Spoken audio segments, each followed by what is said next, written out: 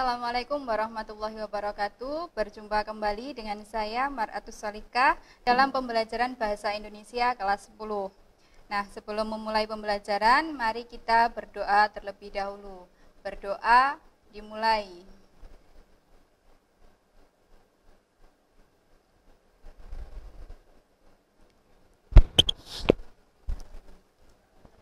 Untuk kompetensi dasar dalam materi hari ini, yaitu KD 3.3, mengidentifikasi permasalahan, argumentasi, pengetahuan, dan rekomendasi teks eksposisi yang didengar atau dibaca. Kemudian KD 3.4, menganalisis struktur dan kebahasaan teks eksposisi. Nah, setelah menyimak materi ini, diharapkan kalian dapat mengidentifikasi pendapat, kemudian argumen, dan rekomendasi dalam teks eksposisi, membedakan antara fakta dan opini, mengungkapkan struktur teks eksposisi, dan membandingkan kebahasaan dua teks eksposisi.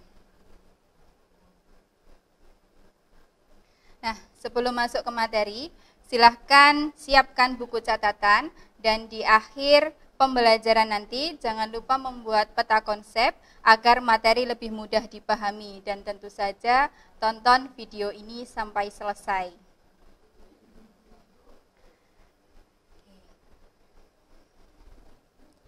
Nah, pernahkah kalian mendengarkan seseorang sedang mengungkapkan pendapat atau pandangannya tentang sesuatu? Misalnya, kamu mendengarkan penjelasan tentang bahaya virus corona. Nah, untuk meyakinkan pendengar ataupun pembaca tentang bahaya virus corona, pembicara atau penulis pasti menggunakan argumen yang dapat meyakinkan pembaca.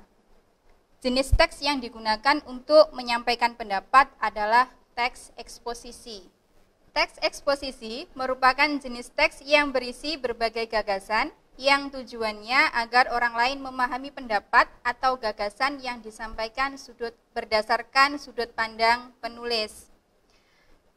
Eksposisi biasanya digunakan seseorang untuk menyajikan gagasan. Untuk menguatkan gagasan yang disampaikan, penulis atau pembicara harus menyertakan alasan-alasan yang logis.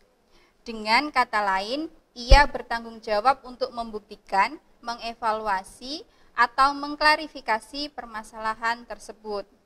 Salah satu bentuk komunikasi lisan yang menggunakan teks eksposisi adalah berpidato.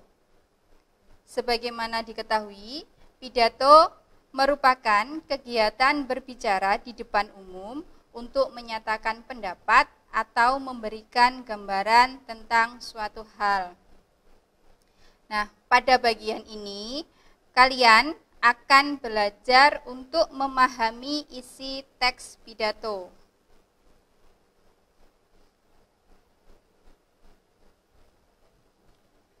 Sebelum mengidentifikasi pendapat penulis, kemudian argumentasi dan rekomendasi, silahkan ikuti petunjuk berikut. Yang pertama, cermatilah pertanyaan-pertanyaan. 1. Masalah apa yang dibahas dalam pidato tersebut? 2. Apa pendapat pembicara tentang bahaya narkoba? 3. Alasan atau argumen apa yang digunakan pembicara untuk menguatkan pendapatnya? Kemudian, catatlah informasi penting yang kamu temukan selama mendengarkan pembacaan pidato tersebut. Jadi, nanti sambil mendengarkan pembacaan pidato, silahkan membuat catatan penting tentang isi teks dalam pidato itu, mulai dari materi apa yang dibahas, kemudian bagaimana pendapat penulisnya, dan bagaimana atau apa argumentasi dari seorang penulis untuk menguatkan pendapatnya. Nah, bagaimana? Apakah kalian sudah siap? Kita mulai mendengarkan atau menyimak teks pidato yang berjudul Bahaya Narkoba bagi Generasi Muda.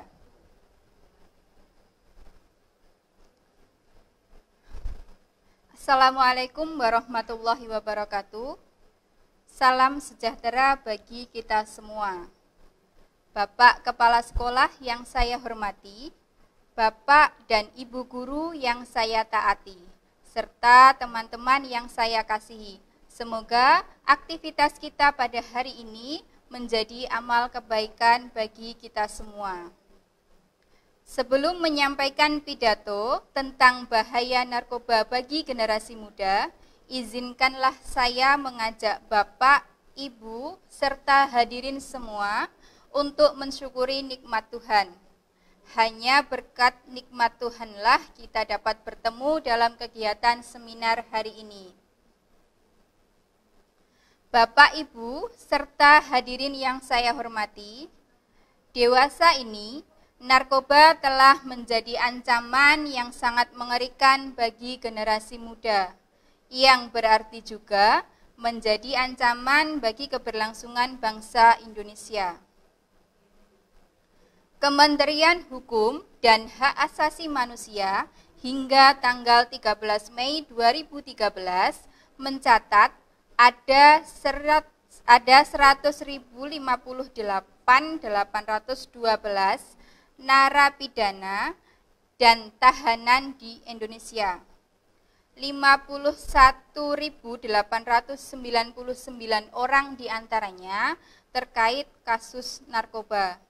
Dari jumlah itu, 759 orang diantaranya adalah produsen narkoba. 3.751 orang bandar narkoba, 16.432 orang pengedar narkoba, dan 1.621 orang penadah.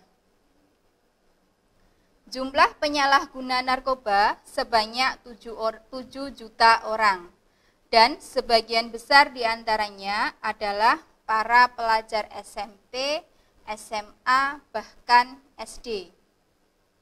Bisa jadi data yang terungkap itu hanya fenomena gunung es, hanya fakta yang terungkap puncaknya, sedangkan fakta yang sebenarnya bisa jadi jauh lebih besar. Narkoba benar-benar membahayakan nasib bangsa ini di masa depan. Efek kerusakan akibat narkoba ini tidak hanya mengenai diri sendiri, tetapi juga orang-orang di sekitarnya. Tak hanya dalam skala kecil seperti keluarga, tetapi juga dalam skala besar, miras dan narkoba akan menghancurkan sendi-sendi pembangunan nasional. Secara ekonomi, akan sangat banyak dana yang dihambur-hamburkan untuk membeli barang-barang haram itu, kemudian mengobati mereka, membiayai berbagai upaya pencegahan dan bahayanya. Belum lagi efek bagi pertahanan dan keamanan nasional. Hadirin yang saya hormati, sebagai generasi muda, calon penerus perjuangan bangsa, sudah seharusnya kita menyiapkan diri menjadi generasi yang berkualitas. Upaya menghindarkan diri dari bahaya penyalahgunaan narkoba setidaknya dapat dilakukan melalui 3 cara. Pertama, dari diri sendiri. Artinya, masing-masing kita membentengi diri dari kemungkinan menjadi pengonsumsi narkoba. Hal itu dapat kita lakukan dengan pandai-pandai memilih teman bergaul. Kedua, dengan meningkatkan keimanan dan ketakwaan kepada Allah, seraya memohon agar kita terhindar dari bahaya penyalahgunaan miras dan narkoba. Dengan menjalankan semua perintah Allah dan menjauhkan diri dari larangan Allah, kita akan terhindar dari perbuatan-perbuatan tercela. Ketiga, hendaklah kita selalu ingat bahwa apapun yang kita lakukan hari ini pada dasarnya adalah tabungan masa depan kita. Bila kita menabung kebaikan dan kemuliaan hari ini, maka kebaikan dan kemuliaan itulah yang akan kita petik di masa depan. termasuk di akhirat nanti. Sebaliknya, keburukan yang kita lakukan hari ini termasuk menghancurkan diri sendiri dengan mengonsumsi narkoba, pada dasarnya adalah menghancurkan masa depan kita sendiri. Hadirin yang saya hormati, lalu bagaimana dengan mereka yang sudah terlanjur menjadi pengguna narkoba? Jangan berputus asa. Segeralah bertaubat, berhenti mengonsumsinya, ikuti rehabilitasi, putuskan segala hal yang memungkinkan kita akan terhubung kembali dengan para bandar dan pengguna narkoba. Akhirnya, demikian yang dapat saya sampaikan. Semoga bermanfaat dan menginspirasi. Terima kasih. Wassalamualaikum warahmatullahi wabarakatuh. Nah, kita sudah selesai menyimak teks pidato. Nah, tadi sebelum saya memberikan teks pidato, kalian diberi tugas untuk mencermati beberapa soal. Yang pertama, apa masalah yang dibahas dalam teks pidato tersebut? Kemudian, apa pendapat pembicara tentang bahaya narkoba? Dan yang ketiga adalah alasan atau argumen apa yang digunakan untuk menguatkan pendapatnya. Nah, sekarang kita cermati bersama-sama isi dari teks pidato yang sudah saya bacakan. Masalah apa yang dibahas dalam teks tersebut? Yaitu masalah bahaya narkoba. Nah, apa pendapat pembicara tentang bahaya narkoba? Yaitu narkoba berbahaya bagi generasi muda. Apa alasannya? Mengapa seorang pembicara mengatakan bahwa narkoba berbahaya bagi generasi muda? Nah, di sini disampaikan argumen yang berupa data dan fakta. Jumlah penyalahguna narkoba sebanyak 7 juta orang, dan sebagian besar diantaranya adalah pelajar SMP, SMA, bahkan SD. Nah, jumlah ini bisa kita buktikan kebenarannya. Jadi, argumen yang disampaikan dapat meyakinkan pembaca. Argumen yang kedua, efek kerusakan akibat minuman keras dan narkoba ini tidak hanya mengenai diri sendiri, tetapi juga orang-orang di sekitar. Yang ketiga, tak hanya dalam skala kecil seperti keluarga, tetapi juga dalam skala besar, miras dan narkoba akan menghancurkan sendi-sendi pembangunan nasional. Secara ekonomi, akan sangat banyak dana yang dihambur-hamburkan untuk membeli barang-barang haram itu. Kemudian, mengobati mereka, membiayai berbagai upaya pencegahan bahayanya. Nah, jadi sudah jelas di sini isi teks eksposisi itu berisi pendapat yang disertai dengan argumen yang mendukung untuk meyakinkan pembaca ataupun pendengarnya. Kita lanjutkan membedakan antara fakta dan opini dalam teks eksposisi. Nah, dalam teks eksposisi itu pasti ada fakta, ada opini. Apa itu fakta? Fakta adalah pernyataan yang menampilkan situasi real dari sebuah masalah ataupun kejadian. Jadi, kalau fakta, argumentasinya menggunakan fakta, berarti datanya harus benar-benar dapat dipertanggungjawabkan. Datanya harus real, tidak boleh menggunakan data yang hanya mungkin jumlahnya hanya sekian. Jadi itu tidak boleh. Sedangkan opini adalah suatu sikap atau pendapat seseorang mengenai sebuah persoalan ataupun keadaan yang pernah maupun sering terjadi. Jadi kalau opini itu belum tentu bisa dibuktikan kebenarannya karena hanya berisi keyakinan dari pribadi masing-masing. Pandangan seseorang tentang suatu permasalahan pasti tidak sama. Itu yang disebut dengan opini. Nah, coba kita perhatikan contoh kalimat berikut ini. Kalimat 1, Kementerian Hukum dan Hak Asasi Manusia hingga tanggal 13 Mei 2013 mencatat ada 158.812 narapidana dan tahanan di Indonesia, yang 51.899 orang diantaranya terkait kasus narkoba. Kita cermati kalimat kedua. Sebagai generasi muda, calon penerus perjuangan bangsa, sudah seharusnya kita menyiapkan diri menjadi generasi yang berkualitas. Nah, dari dua kalimat ini, coba kita cermati, mana yang merupakan kalimat fakta, mana yang merupakan kalimat opini. Tadi sudah dijelaskan kalau kalimat fakta itu datanya real. Kalau kalimat opini itu datanya hanya bukan berasal dari data, tetapi hanya pandangan dari seorang penulis atau pembicara. Nah, di sini bisa kita lihat kalimat 1 itu menyantumkan tanggal, kapan data itu diambil. Nah, ada tanggal 13 Mei 2013. Berapa jumlahnya? Ada 158.812 narapidana. Jadi data itu benar-benar dapat dipertanggungjawabkan. Kita bandingkan dengan kalimat 2. Sebagai generasi muda, calon penerus perjuangan bangsa, sudah seharusnya kita menyiapkan diri menjadi generasi yang berkualitas. Untuk kalimat 2, itu adalah contoh dari opini, karena hanya berupa pandangan atau pendapat dari seorang penulis atau seorang pembicara terhadap suatu permasalahan yang sedang dibahas.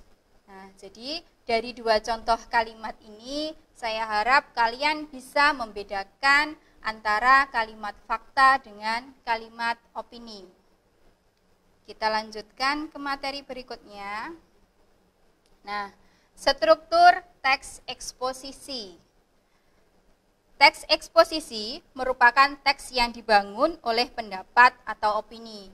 Sejalan dengan isi teks eksposisi, struktur teks eksposisi ada 3.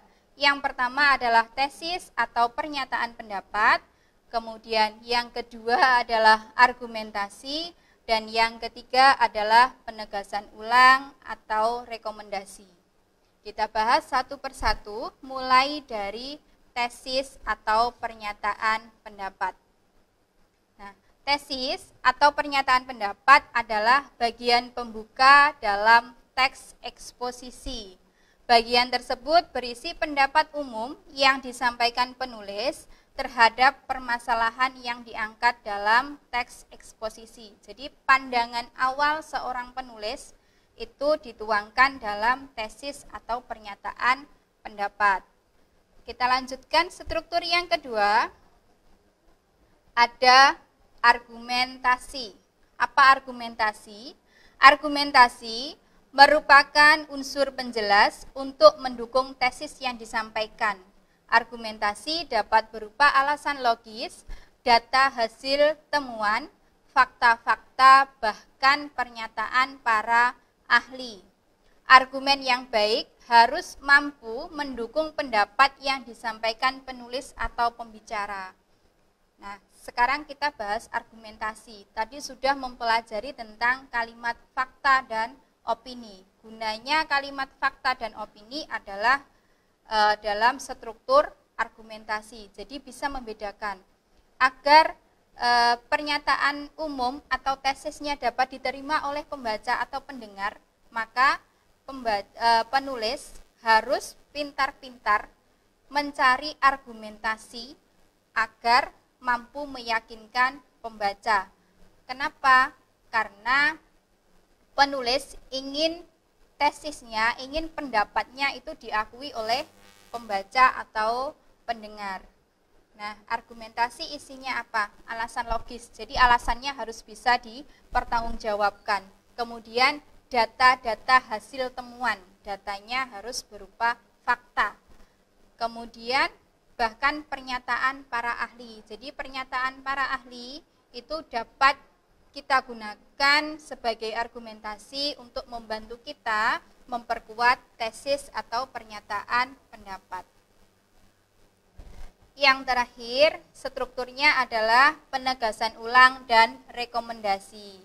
Pada bagian ini bertujuan menegaskan kembali pendapat awal serta menambah rekomendasi atau saran terhadap permasalahan yang diangkat. Jadi, pada bagian penegasan ulang, penulis menegaskan kembali pendapatnya tentang suatu permasalahan. Kemudian penulis memberikan saran terhadap permasalahan tersebut, apa yang sebaiknya dilakukan terhadap permasalahan yang sedang terjadi. Nah, ini kita bersama-sama mengidentifikasi struktur teks eksposisi yang berjudul Pembangunan dan Bencana Lingkungan Hidup. Nah, ini tesis atau pernyataan pendapat berisi pendapat penulis tentang permasalahan yang sedang terjadi. Bumi saat ini sedang menghadapi berbagai masalah lingkungan yang serius. Nah, di mana pandangan penulisnya? Pandangan penulis ada di kalimat pertama, yaitu penulis menganggap bumi saat ini sedang menghadapi berbagai masalah lingkungan yang serius. Mengapa penulis mengatakan demikian? Kita lihat pada bagian argumentasi. Nah, para ahli menyimpulkan bahwa masalah tersebut disebabkan oleh praktik pembangunan yang tidak memperhatikan kelestarian alam atau disebut pembangunan yang tidak berkelanjutan. Seharusnya konsep pembangunan adalah memenuhi kebutuhan manusia saat ini dengan mempertimbangkan kebutuhan generasi mendatang dalam memenuhi kebutuhannya. Nah, di sini jelas argumentasi tadi isinya bisa berupa data, fakta, atau pendapat para ahli. Di sini sudah disebutkan, para ahli menyimpulkan. Jadi ini bisa disebut sebagai bagian struktur argumentasi. Lanjutkan. Argumentasi yang kedua. Argumentasi yang kedua, penerapan konsep pembangunan berkelanjutan pada saat ini ternyata jauh dari harapan. Nah, di sini disebutkan datanya. Sebagai contoh, setiap tahun di negara kita diperkirakan terjadi penebangan hutan seluas 3.180.243 hektar atau seluas 50 kali luas kota Jakarta. Hal ini juga diikuti oleh punahnya flora dan fauna langka. Nah, jadi ada datanya. Kemudian argumentasi yang ketiga. Pada tahun 2005 sampai 2006 tercatat terjadi 330 bencana banjir, 69 bencana tanah longsor, 7 bencana letusan gunung berapi, 241 gempa bumi, dan 13 bencana tsunami. Jadi ada fakta-fakta yang dicantumkan dalam argumentasi ketiga. Sekarang argumentasi keempat. Bencana alam lain yang menimbulkan jumlah korban banyak terjadi karena praktek pembangunan yang dilakukan tanpa memperhatikan potensi bencana. Misalnya, banjir yang terjadi di Jakarta pada Februari 2007 dapat dipahami sebagai dampak pembangunan kota yang mengabaikan kerusakan lingkungan dan bencana alam. Di sini disebutkan ada di mana letak terjadinya bencana, kapan bencana itu terjadi. Jadi dalam argumentasi jelas berisikan fakta. Yang terakhir, menurut tim ahli. Nah, ini argumentasinya berdasarkan pernyataan para ahli. Dan yang terakhir, penegasan ulang dan rekomendasi. Apa isi dari penegasan ulang? Tadi sudah dijelaskan, penegasan ulang isinya mengulang kembali, menegaskan kembali pendapat yang disampaikan penulis disertai dengan saran. Nah, masalah lingkungan di atas merupakan masalah serius yang harus segera diatasi. Itu penegasan ulang dari penulis. Meskipun tidak mungkin mengatasi keenam masalah utama lingkungan tersebut, setidaknya harus dicari solusi untuk mencegah bertambah buruknya kondisi bumi. Mana rekomendasinya, mana sarannya? Nah, sarannya ini setidaknya harus dicari solusi untuk mencegah bertambah buruknya kondisi bumi. Jadi sudah lengkap tadi bagian pernyataan umum atau tesis berisi pernyataan atau pendapat dari penulisnya. Bagian argumentasi berisi pendapat para ahli, kemudian data dan fakta untuk mendukung tesis. Dan bagian penegasan ulang sudah berisi penegasan ulang dari pendapatnya penulis disertai dengan saran. Nah, untuk struktur saya anggap sudah selesai. Kita lanjutkan ke unsur kebahasaan dari teks eksposisi. Nah, unsur kebahasaan teks eksposisi yang pertama, 1. Kata leksikal. Kata leksikal ini bisa berupa nomina, bisa berupa verba, bisa adjektiva, bisa adverbia. Kemudian dalam teks eksposisi banyak digunakan istilah yang sesuai dengan bidang permasalahan yang dibahas. Penggunaan istilah tersebut membantu penulis atau pembicara memperkuat gagasan yang disampaikan. Jadi, istilah-istilah yang digunakan dalam eksposisi harus sesuai dengan masalah yang dibahas. Misalkan kita membahas tentang permasalahan yang ada di bidang kesehatan. Jadi, istilah yang kita gunakan harus istilah-istilah yang ada di bidang kesehatan. Di sini saya ambilkan contoh istilah dari teks pembangunan dan bencana lingkungan dan upaya melestarikan lingkungan hidup. Nomor 1, kalau berkaitan dengan lingkungan hidup berarti ada polusi. Maknanya apa? Polusi itu apa? Polusi adalah pengotoran bisa air, udara, dan sebagainya. Polusi juga bisa berarti pencemaran. Istilah yang kedua, ada habitat. Apa itu habitat? Habitat merupakan tempat tinggal khas bagi seorang atau kelompok masyarakat. Kemudian bio, tempat hidup organisme tertentu. Geo, tempat kediaman atau kehidupan tumbuhan, hewan, dan manusia dengan kondisi tertentu pada permukaan bumi. Nah, jadi itu adalah beberapa contoh kata leksikal atau istilah yang digunakan dalam teks eksposisi. Unsur kebahasaan yang kedua yaitu adjektiva atau kata sifat. Adjektiva atau kata sifat adalah kata yang khusus menerangkan kata benda. Contoh, ia cantik sekali. Kata sifatnya yang mana? Kata sifatnya adalah kata cantik. Nah, mengapa demikian? Karena kata cantik menerangkan kata benda ia.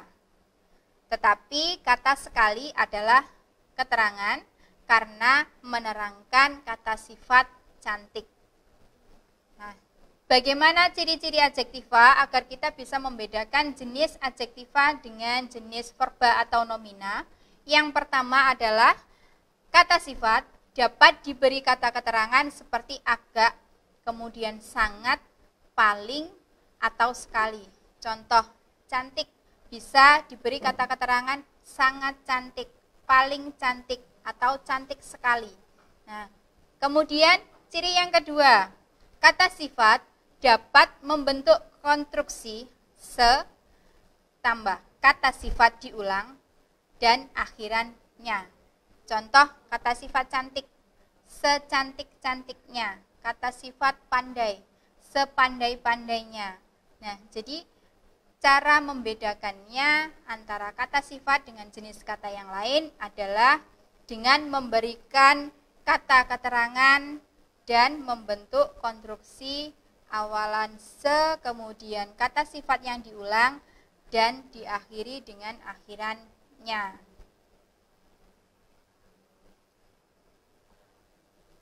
Lanjut, unsur kebahasaan teks eksposisi yang ketiga adalah verba dan nomina. Kalau tadi kita membahas adjektiva itu kata sifat, sekarang apa itu nomina? Nah, nomina adalah kata benda. Bagaimanakah ciri-cirinya kata benda? Kata benda bisa disangkal dengan kata bukan. Contoh kata meja, bukan meja. Nah, pengadilan bukan pengadilan. Kemerdekaan bukan kemerdekaan. Ciri yang kedua, bisa membentuk konstruksi kata benda, diikuti kata yang, dan diikuti dengan kata sifat. Contoh, meja yang kuat, pengadilan yang jujur, kemerdekaan yang benar. Contohnya lagi, gadis yang cantik. Nah, jadi kata benda diikuti partikel yang, kemudian diikuti dengan kata sifat. Selanjutnya verba. Verba atau disebut dengan kata kerja. Bagaimana ciri-cirinya kata kerja atau ciri-cirinya verba? Ciri-cirinya adalah bisa disangkal dengan kata tidak, tidak tidur, tidak makan, kemudian tidak membaca. Selain bisa disangkal dengan kata tidak, ciri-ciri dari kata kerja adalah bisa membentuk konstruksi kata kerja, diikuti kata dengan, dan diikuti kata sifat. Contoh, kata tidur, tidur dengan nyenyak, membaca dengan teliti, membawa dengan hati-hati. Nah, jadi kita bisa membedakan bagaimana nomina, bagaimana verba, bagaimana adjektiva berdasarkan ciri-ciri dari masing-masing jenis kata. Kita lanjutkan unsur kebahasaan yang keempat. Ini afiksasi. Afiksasi kemarin sudah dibahas dalam pelajaran teks laporan hasil observasi. Dalam teks laporan hasil observasi kita juga menggunakan afiksasi. Afiksasi itu apa? Afiksasi atau pengimbuhan adalah proses pembentukan kata dengan cara pemberian imbuhan baik berupa awalan atau prefiks, sisipan atau infiks, akhiran atau sufiks, dan afiks gabung maupun konfiks. Nah, apa itu konfiks? Banyak sekali istilahnya ya dalam bahasa Indonesia. Konfiks adalah gabungan antara awalan dan akhiran yang melekatnya bersama-sama. Contoh, silahkan diperhatikan bagan contoh tersebut. Kata kemasyarakatan. Kata dasarnya apa? Kata dasarnya adalah masyarakat, mendapatkan konflik ke dan an. Contoh yang kedua, perdamaian. Kata dasarnya dari kata damai, kemudian mendapatkan konfiks per an. Dan yang terakhir, mempelajari. Nah, dari kata ajar, kata dasarnya mempelajari itu bukan pelajar, tetapi ajar. Kata ajar mendapatkan prefiks atau awalan per, kemudian mendapatkan konfiks me-i. Itu untuk afiksasi. Nah, ini yang terakhir. Unsur kebahasaan teks eksposisi yang terakhir adalah kalimat verbal. Apa itu kalimat verbal? Kalimat verbal yaitu kalimat yang berpredikat verba atau bisa disebut dengan kalimat aktif. Kalimat aktif yaitu kalimat yang subjeknya aktif melakukan sesuatu. Jadi ada pelaku yang melakukan suatu pekerjaan atau tindakan. Kalimat verba atau kalimat aktif itu dibedakan menjadi 3. Ada kalimat aktif transitif, ada kalimat aktif intransitif, ada kalimat aktif semi-transitif. Yang kita bahas hari ini dalam teks eksposisi, hanya 2 kalimat aktif, yaitu transitif dan intransitif. Apa itu kalimat transitif? Kalimat aktif transitif adalah kalimat yang memiliki objek sehingga bisa dipasifkan. Jadi pola kalimatnya lengkap, ada subjek, ada predikat, ada objek. Ibu memarahi adik, ini contoh yang sederhana. Ibu sebagai subjek atau pelakunya. Verbanya yang mana, kata kerjanya yang mana? Kata kerjanya menduduki predikat, yaitu kata memarahi. Objeknya siapa? Adik. Nah, kalimat aktif transitif itu memiliki objek sehingga bisa dirubah ke dalam bentuk pasif. Bentuk pasif itu berarti adik sebagai subjek, kemudian dimarahi sebagai predikat atau kata kerjanya, dan ibu sebagai objek. Jadi kalimat aktif bisa berubah menjadi pasif dengan merubah imbuhan dari kata kerja atau verbanya. Sekarang yang kedua, jenis kalimat aktif yang kedua adalah kalimat aktif intransitif. Apa itu kalimat aktif intransitif? Kalimat aktif intransitif adalah kata kerja atau kalimatnya, predikatnya tidak membutuhkan atau memerlukan objek sehingga tidak dapat dipasifkan. Ini bedanya. Kalau transitif itu memerlukan objek, kalau intransitif itu tidak memerlukan objek dan tidak dapat dirubah ke dalam bentuk kalimat pasif. Contoh, adik terjatuh di lapangan. Adik sebagai subjek, terjatuh sebagai predikat, di lapangan sebagai keterangan tempat. Apakah bentuk kalimat ini dapat dirubah ke dalam bentuk pasif? Tidak bisa.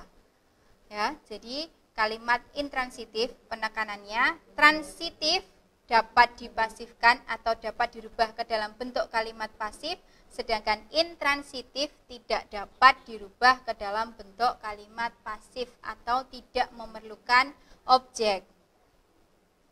Nah, agar lebih paham tentang contoh kalimat aktif, di sini saya ambilkan contoh kalimat verbal yang terdapat dalam teks pembangunan dan bencana lingkungan. Nomor 1, kalimatnya, bumi saat ini sedang menghadapi berbagai masalah lingkungan yang serius. Ini termasuk kalimat aktif transitif. Kemudian, kenyataan ini sangat jelas menggambarkan kehancuran alam yang terjadi saat ini yang diikuti bencana bagi manusia. Contoh dari kalimat aktif transitif. Yang ketiga, masalah lingkungan di atas merupakan masalah serius yang harus segera diatasi. Kalimat ketiga dan keempat ini merupakan contoh kalimat aktif intransitif. Nah, demikian paparan materi saya mulai dari pengertiannya, kemudian struktur sampai ke unsur kebahasaan dari teks eksposisi. Nah, jika ada beberapa materi yang belum dipahami, silahkan dibaca ulang bukunya, teksnya dibaca berulang-ulang agar lebih memahami materi yang sudah saya sampaikan. Terima kasih, materi saya hari ini saya akhiri. Billahi taufiq wal hidayah. Assalamualaikum warahmatullahi wabarakatuh.